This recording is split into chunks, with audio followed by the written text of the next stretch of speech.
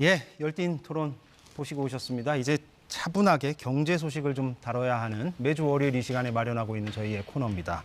박연미 경제평론가 오늘도 나왔습니다. 어서 오십시오. 안녕하세요. 예, 차분하게 한번 진행을 해볼까요? 네. 예, 오늘은 채권 시장과 부동산 PF 이야기를 해보기로 했는데, 그런데 이 얘기를 하기 위해서 최근에 이제 불거졌던 이슈 가운데 새마을금고 사태 얘기부터 좀 풀어가는 게 좋을 것 같다고. 예, 왜 그렇습니까? 이게 뭐 보도를 저희가 하긴 했습니다만, 예, 한번 풀어보죠. 네, 새마을금고 얘기에서 왜 시작이 되느냐? 새마을금고 관련해서 7월에 얘기를 많이 들으셨을 텐데요. 이달 초에 행정안전부가 새마을금고 중에서 새마을금고가 전국에 1,294곳이 있는데 그중에 100군데에 대해서 특별검사를 하겠다 이렇게 이야기를 하면서 이른바 새마을금고 뱅크런이 시작이 됐습니다. 이게 4일에 발표를 하고 5일부터 예금이 좀 빠져나가기 시작을 했는데요.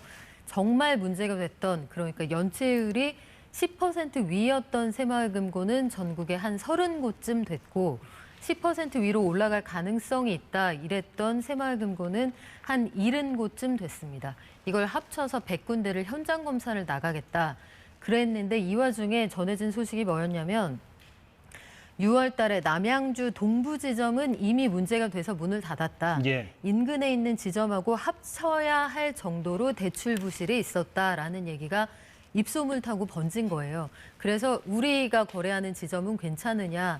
이렇게 소문들이 번져나가면서 이거 연쇄적으로 망할 수도 있다. 이렇게 이야기들이 나오기 시작을 한 건데 남양주 동부지점이라는 곳은 6월에 화도 호평지점이라는 곳과 흡수합병이 됐습니다. 여기에서 이야기가 나왔던 게 부동산 대출이 부실해졌다. 600억 원 정도에 대한 대출이 제때 수금이 안 되고 있다. 그런데 다른 데는 괜찮을 거냐. 그런데 새마을금고가 그동안 부동산 대출 혹은 PF 대출이라고 하는 것에 꿔줬던 돈들이 연체율이 계속 올라가고 있어서 6월 말 기준으로 볼 때 새마을금고 연체율이 6% 위로 올라갔다고 하더라. 근데 이게 대부분 부동산 아니면 건설사에 꿔준 돈들인데 6%를 넘어가는 대출 연체율이라는 건 사상 최고 수준이다. 아, 예. 시중은행하고 비교하면 연체율이 한 20배 정도 되는 거고 비슷한 수준의 상호금융하고 비교를 해도 그쪽이 한 2.4% 정도 되니까요. 그쪽하고 비교해도 2배 이상 높은 거다. 이거 위험하다. 해서 돈들이 빠져나가기 시작한 거라 PF 문제 있다. 또 중앙회가 가지고 있는 것들 팔아서 급전을 좀 가지고 있어야 한다는 얘기 나오니까 갖고 있는 채권 갖다 판다. 갖고 있는 주식들 갖다 판다. 해서 주식 떨어지고 채권 시장 교란된다. 이런 얘기가 나오는 겁니다. 아, 예. 그런 연쇄적으로 이렇게 흐름들이 좀 있었던 거군요. 그렇죠. 그런데 아무튼 그런 뱅크런, 그러니까 예금을 막 인출하는 사태를 얘기하죠. 그런 사태까지 벌어졌었지만 정부가 수습을 했고 그래서 새마을금고 사태는 지금은 수습 국면이다 이렇게 봐도 되는 건가요? 수습이라기보다는 일단 미봉이죠. 미봉이다. 근본적인 원인이 해결이 된 건 아니고요. 대증요법으로서 정부가 어떤 경우에도 돈이 떼이지 않게 하겠다는 약속을 국민들에게 한 겁니다. 그러니까 새마을금고가 현재 가지고 있는 돈을 생각을 해보면 여러분 돈 떼일 일 없습니다라고 거듭해서 이야기를 했어요. 5일과 6일과 7일에 걸쳐서 대국민 브리핑이 계속 이어졌고요. 그럼에도 불구하고 뱅크런 사태가 계속 이어져서 우리가 어떤 경우에도 설사 새마을금고에 돈이 부족하면 차입을 해와서라도 물어주겠다. 이렇게 하면서 6일 오후 또 7일에는 빠져나가는 돈의 규모가 좀 줄어들었다. 이게 정부의 발표고요. 일단 돈을 떼이실 염려는 없는 것으로 현재까지는. 근데 근본적으로 앞서 말씀드린 것처럼 이 문제가 왜 불거졌느냐. 새마을금고가 여신 심사, 그러니까 대출 심사를 제대로 깐깐하게 하지 못하고 부동산이나 혹은 프로젝트 파이낸싱이라고 하는 개발해서 나중에 분양하고 나면 그 돈 받아서 갚게 되는 그쪽에 부실한 대출을 너무 많이 해줬다. 여기에서 문제가 발생이 된 거니까요. 예. 그거 받아서 해결하기 전에는 근본적인 문제가 해결되는 게 아니잖아요. 예. 그러니까 이 문제가 해결된 건 아니고 예. 여러분이 얼마를 맡기시든 나라에서 보증을 합니다. 안심을 일단 시킨 거죠. 그렇군요. 근데 지금 이제 우리가 이제 그 채권 시장 얘기나 부동산 PF 얘기로 넘어가기 위해서는 부동산 PF가 도대체 무엇이냐 이걸 다시 한번 좀 개념 정리를 하고 넘어가야 될 것 같은데. 네, 프로젝트 파이낸싱이라는 거는 말 그대로 없는 걸 담보로 잡아서 돈을 빌려주는 겁니다. 그러니까 부동산을 개발을 해서 나중에 분양을 하게 되면 저희가 이 맨 땅에 뭔가를 지어서 분양해서 큰 돈 벌면 이거 가지고 갚을 수 있습니다. 그러니까 사업 계획서를 가지고 저희 돈 좀 빌려주세요. 이렇게 해서 빌려주는 거니까요. 금융기관 입장에서는 아무것도 담보가 없는 상황에서 사업 계획만 가지고 이 빈 땅에 빌려주는 돈이니까 사실 금리를 좀 높게 쳐서 대출이 나갈 수 있겠죠. 대신에 위험 부담이 상당히 큽니다. 특히 은행권에서는 좀 믿을 만한 건설사, 큰 회사들, 또 든든한 사업 계획 이쪽에 빌려주겠지만 이금융권이나 증권사, 보험사 이쪽으로 넘어가게 된다면 이쪽에서는 상대적으로 작은 건설사, 그리고 사업 계획이 상대적으로 좀 위험해 보이는 것들에 대출이 나갈 가능성이 크니까 새마을금고를 포함한 이런 곳들은 상대적으로 좀 위험 부담이 크고 금리를 높게 받을 수 있는 그런 사업장에 대출을 많이 해준 것으로 그렇게 집계가 됩니다. 예, 새마을금고가 그렇게 부동산 PF 대출을 많이 해줬고 네. 그런데 그것이 지금 불안 요소가 되고 있다 이거죠. 왜냐하면 지금 그렇죠. 부동산 경기가 워낙에 안 좋고 이거랑 연관돼 있을 거 아닙니까? 그렇습니다. 그래서 지금까지 누적돼 있는 이런 방식의 대출이 50조 원 이상이고요. 새마을금고에서 새마을금고에서만 이런 방식으로 빌려준 돈이 50조 원 이상 나가 있는 것으로 지금 집계가 되어 있고요. 예. 금융권의 부동산 PF 연체율이 계속 올라가는 걸 확인을 하실 수가 있죠. 그래픽을 통해서요. 증권사의 연체율이 가장 높은 것으로 지금 나타나 있는데 저축은행도 만만치가 않습니다. 지금 5% 위로 올라가 있고요. 전체적으로 보면 좀 위험하다 이렇게 볼 수 있는 상황이라서 정부가 저 부분을 들여다보고 저거 관리하겠다 이런 입장을 저 말이 이제 부동산 PF로 대출을 해줬다가 지금 못 받고 있다 이 얘기죠 지금. 네, 그게. 수금이 제때 안 된다. 예. 이렇게 보시면 되겠습니다. 예. 그래서 새마을금고나 이금융권이 특히 문제가 되는 건 뭐냐면 은행권에서는 이거 위험하다 싶으니까 슬슬 발을 빼기 시작을 했어요. 작년부터. 그런데 이쪽에 발을 빼면 어디선가 돈을 꿔야 하니까 이금융권에 이자 더 낼 테니까 꿔주세요 하고 이쪽으로 손을 뻗었겠죠. 그럼 예. 새마을금고가 뒤늦게 이 시장에 들어가서 좀 더 크게 물렸다 이렇게 볼 수 있는 여지가 있는 겁니다. 저축은행은 지금 4.07 이렇게 나와 네. 있고 증권은 15.88 이렇게 돼 있네요. 그렇군요. 그런데 GS건설 얘기로 이제 좀 우리가 넘어가서 얘기를 해본다고요. 네. 그러니까 지금 GS건설이 엊그제 보도를 보면 이제 그 부실공사 때문에 다시 전면 재시공한다 이렇게 밝혀서 지금 많은 비판을 받았던 그 시공사가 바로 GS건설인데, 네.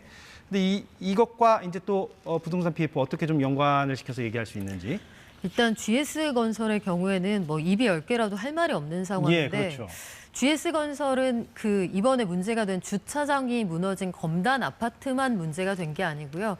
이번에 다 부수고 다시 짓겠다고 한 그 검단 아파트의 경우에는 25개 동 1,666가구를 다시 짓겠다는 겁니다. 그러면 이게 건축비만 줄 잡아서 5천억 원, 철거 비용만 2천억 원, 그리고 여기에 원래 올해 12월에 입주 예정이었으니까요.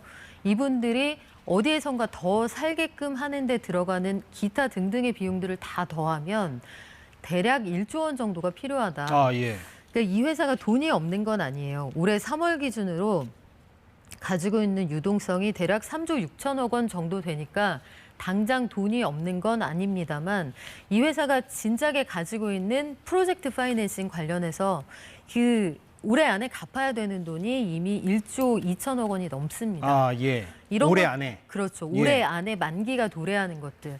이거 시장에서 다시 다른 돈을 당겨와서 그 만기를 뒤로 미루든지 올해 안에 갚든지 해야 되는 돈이 벌써 1조 2천억 원인데 네. 추가로 나가야 되는 돈이 1조 원이라고 말씀을 드렸잖아요. 예. 근데 공기가 적어도 5년이라고 지금 예상을 하는데 앞으로 돌발 변수가 어떻게 될지 모르겠고 그러니까 나가야 할 돈은 늘어날 테고 갚아야 할 돈은 만기가 다가오니까 이게 일단 감당이 될 거냐.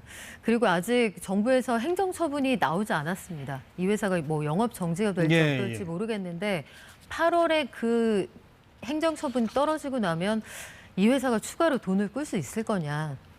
또 앞으로 사업 수주가 가능할 거냐. 이거 예단하기 어렵거든요. 그러면 추가로 돈이 들어올지 일감이 들어올지 아무것도 예단하기 어려운 상황에서 이 회사가 가지고 있는 그 갚아야 할 돈들 그리고 PF 관련해서 이 회사가 지급 보증한 것들이 있어요. 그 GS가 가지고 있는 PF 지급 보증이 더구나 문제가 되는 것이 88%는 미착공입니다. 그러니까 아직 첫 삽도 뜨지 않은 것들이 지급 보증이라 하면 GS건설이 보증을 섰다는 얘기입니까? 그렇죠. GS건설이 이 PF를 못 갚을 경우에 해당 사업장의 프로젝트 파이낸싱을 GS가 물어줘야 한다는 얘기예요. 아, 예. 다른 건설사에게 보증을 서줬다는 얘기가 됩니까? 컨소시엄으로 공사를 하든 여기에서 공사가 진행될 때 돈을 당겨온 그것과 관련해서 예. 시행사가 돈을 당겨오게 되거든요. 네. 그걸 이 시공사의 시공력을 보고 돈을 꿔주게 되는데 예. GS가 보통 이름 있는 시공사를 보고 금융회사는 돈을 꿔주게 되는데 GS 이름값을 보고 꿔준 그 프로젝트 파이낸싱에서 GS가 가지고 있는 지급보증분 전체의 88%가 아직 시작도 안 된 공사라는 삽도 거예요. 안 떴다. 예. 그렇죠. 그런데 지금 건설 경기 말씀드린 대로 예, 굉장히 예. 어렵고 건설 단가 굉장히 올라가고 금리는 굉장히 비싸졌잖아요. 프로젝트 파이낸싱은 앞서 말씀드린 것처럼 담보가 없는 상태에서 사업성을 보고 꿔주는 돈이라 금리가 굉장히 높습니다. 그런데 공사는 시작 안 됐고 회사에 대한 믿음은 땅에 떨어져 있고 이런 상황에서 공기가 뒤로 밀린다? 그럼 이자 비용이 훨씬 올라가겠죠. 88%가 미착공인 상황에서 이게 조 단위가 넘어가거든요. 1조 3천억 원 정도 되는데 GS가 이거 감당할 수 있겠느냐. 예. 그러니까 돈 나갈 일만 늘어나는데 정말 돈 나갈 일만 있네요. GS건설 입장에서는. 그런데 그렇죠. 그게 이제 GS건설만의 문제로 끝나겠느냐. 은행이나 뭐 다른 영역에 어떤 여파를 미치겠느냐. 이 부분은 뭐 그렇죠. 어떻게 봐야 됩니까? GS에 꿔준 금융회사들이 문제가 될 수 있겠고요. 그리고 이 회사가 가지고 있는 뭐 회사채 발행해 놓은 것들 이런 것들에 대한 신용도도 있을 테고 이와 맞물려 있는 여러 가지 사업장들 이런 것들 계속 순항할 수 있겠느냐. 굉장히 문제가 될 테고 여기서 만약에 추가로 회사채를 막 발행한다. 회사채 시장에서 금리가 엄청나게 올라가겠죠. 회사채는 이제 돈을 조달하기 위해서 채권을 발행한다 얘기죠. 네, 이게 예. 회사채가 발행이 될지 안 될지 모르겠습니다만 네. 발행에 성공을 한다고 해도 회사채 시장의 금리가 급등을 한다면 이게 대출이자를 올려놓는 연쇄적인 효과로 이어질 테고 시장 자체가 교란이 되는 그런 효과가 있을 거예요. 아, 예. 다른 한편에서는 건설사 전반에 대한 신뢰도가 땅에 떨어질 겁니다. 예. 그러면 GS건설은 도급순위 5등 안에 들어가는 1군 건설사인데 예. 이 회사도 이럴 정도면 다른 중소는 오죽하겠느냐 이런 얘기가 나돌겠죠. 아. 연쇄적으로 건설사들 굉장히 어려워질 수 있습니다. 예. 그럼 뭐 정부 당국에서는 어떻게 좀 대비를 해야 될지 좀 일단은 궁금한데. 예. 지금 채권 시장이 어떻게 돌아가는지 굉장히 예의주시하고 있고요. 예. 앞서 말씀드린 것처럼 새마을금고에서 내놓는 물량으로 추정되는 것들이 이달에만 그 채권이 그 뭐 금융채, 뭐 통한채 포함해서 그쪽에서 내다 파는 것으로 예상되는 물건들이 지금 한 3조 원어치 이상 시장에 풀리고 있는 그런 상황이거든요. 예. 그 상황에서 GS가 만약에 급전이 필요해서 뭔가를 내다 판다. 시장 굉장히 어려워질 수 있는 상황이고. 새마을금고는 지금 채권을 왜 발행하고 있습니까? 발행하는 게 아니고요. 예. 가지고 있는 주식이든 채권이든 사람들이 내 돈 내놓으시오 했을 때 예금을 예. 내주려면 아, 예. 돈이 필요하겠죠. 그러면 내다 팔 수 있는 걸 일단 갖다 파는 것으로 좀 추정을 하고 있습니다. 아, 지금 매도하는 걸로 추정하고 있다. 네, 예. 새마을금고 측은 부인하는데 그런 것으로 시장에서는 파악을 하고 있어요. 예. 그러지 않고서야 그런 뭉터기 물량이 나올 수가 없거든요. 그래서 그쪽에서 그런 물량이 나오고 GS가 이렇게 헤매고 있으면 시장이 당분간 고전할 수밖에 없습니다. 증시도 마찬가지고요. 예. 그래서 이 두 곳에서 발생하는 문제들이 PF, 금융사 그리고 소비자들에게 전반적으로 굉장히 불안한 상황을 조장할 수 있습니다. 예. 그런데 부동산 경기가 지금 뭐 오늘 내일 뭐 나아질 것 같진 않으니까 그렇죠. 이게 참 안개 속이라고 봐야 되는 거예요. 그리고 금리도 비싸고요. 예. 네. 알겠습니다. 박연미 경제평론가였습니다. 오늘 고맙습니다. 네, 사사건건 오늘 여기까지 하겠습니다. 내일 오후 4시에 돌아오겠습니다. 고맙습니다.